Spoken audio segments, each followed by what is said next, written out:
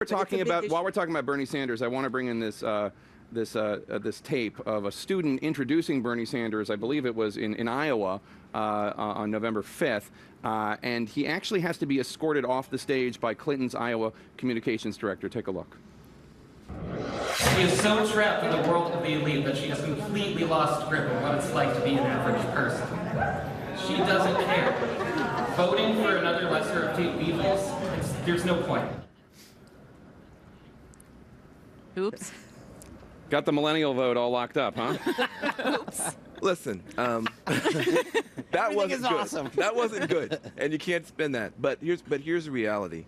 You do have a bunch of young folks who still have heartburn and they have rug burn from the primary. Mm-hmm. And I think there was a view that I think was a mistaken view that the young Sanders voters would act in 2016 the same way that Hillary Clinton's voters acted in 2008. They would come home easily. And in fact, that has not turned out to be the case. And yet, what you're seeing now is a millennial surge. When you look at Funny or Die, when you look at all the pop icons that are coming out, it's actually starting now to be cool to be for Hillary Clinton. And that's going to make a big difference on Tuesday. I think that this election needs to be kept in perspective. 2 months ago, it was going to be electoral disaster for Republicans. We weren't going to keep the Senate. We potentially could lose the House. Now we are going to keep the Senate unequivocally. I feel very good about that. But listen, hold on. But look at what the states that we're competing in. Every single one of them is one that Barack Obama won twice. Florida, Ohio, North Carolina, yes, Romney got that one. But Iowa, New Hampshire, Nevada, Pennsylvania, Michigan, Wisconsin.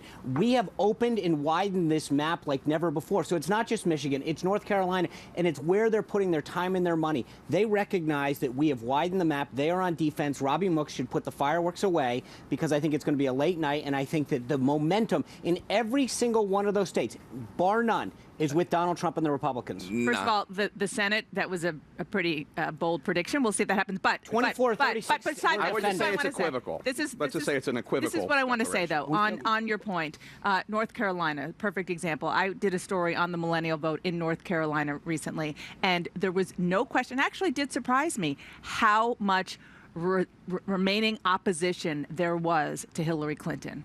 And it was actually, frankly, people repeating back words of Bernie Sanders saying, when people tell you how to vote, don't listen to them. And I said, but is Bernie Sanders now telling you that? It doesn't matter. I want to say one thing. So it is residual. And I do think it's kind of, as we get in these final hours, the fact that Donald Trump's base is coming home and his people are coming home and Hillary Clinton's having more problems. Let me ask you a quick, Bam, before you say that. President Obama was in Fayetteville, North Carolina.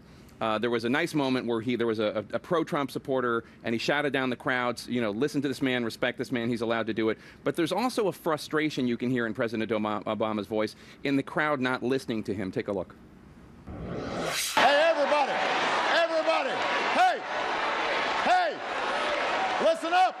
Hey, I told you to be focused, and you're not focused right now. Listen to what I'm saying. He's not just talking about that protester there, is he, Van? He's not, but let me just say two things about that was so amazing. First of all, he's not running. I'm just saying, there's something beautiful about that. He was yelling because he wanted the protester, the dissenter, to be respected. Right. Not punched, not drug out of here on a stretcher. And so I think that's very, very important. The other thing is, can you imagine what would have happened if that crowd had gotten out of control? With the President of the United States standing right there if something bad had happened. And so there's a desperation there, I think, also to make sure that nothing bad happened on his watch. I think with regard to that, I think the way he handled that was very respectful, pointing out the fact this was an elderly man, he was a veteran, and we need to show respect. I thought that was very good. But clearly he's frustrated with the fact he doesn't have control. And in addition to that, this week, many of the speeches and interviews he's been giving is reminding folks, millennials and all, if you vote for Donald Trump, you're basically handing away my legacy. Everything that I have accomplished and done as president, he has vowed to take away. So he is not really being able to promote and tout Hillary's favorables, but tout and criticize Donald Trump because he is going to lose his legacy. And that's really his message. There is frustration among Democrats, and it seems from President Obama that African-American turnout is not where it was for him in 2012 and 2008, that it's lagging. Surprise! I mean, to Van's point, I don't think the Clinton campaign was ever counting on African-American turnout. turnout to be at the levels it was for the first African American president. And in fact, I think what you're seeing is, I think we need to see what happens on Tuesday. The Latino vote may end up being a critical part of the storyline on Tuesday night. If it really does increase as it's over, Latinos make up a much bigger share of the pie than they did 4 years ago. And it's one of Hillary Clinton's strongest groups in that Obama coalition. That may make up for a dip in the African-American vote. So I just want to come back at you on the lack of enthusiasm. Just take 2 states. I mean, North Carolina, you all have been reporting that the African-American vote was down. Why was it down initially? Was because of voter suppression, that they closed down 17 counties, closed down sites, shortened hours. There was this purging of largely African-American votes. Now, though, over the weekend, they have seen an incredible spike. And so in 2012, Barack Obama got 23% of the African-American early vote. And here, now, it's 20, this before all of the numbers are in from yesterday, it's 22.3% in North Carolina. In Florida, the numbers are up. You guys have been reporting that the numbers were down since 2008. But since 2012, the African-American numbers are up 22%. Okay, so you brought up So North Carolina. I'm just saying, and Latino, let me just finish my point on the Latino vote in Florida up 120%. So bottom line is that new America is really showing up for Hillary Clinton. Sean, unfortunately, I'm so good sorry. job, Jen. Governor, mission accomplished for the governor.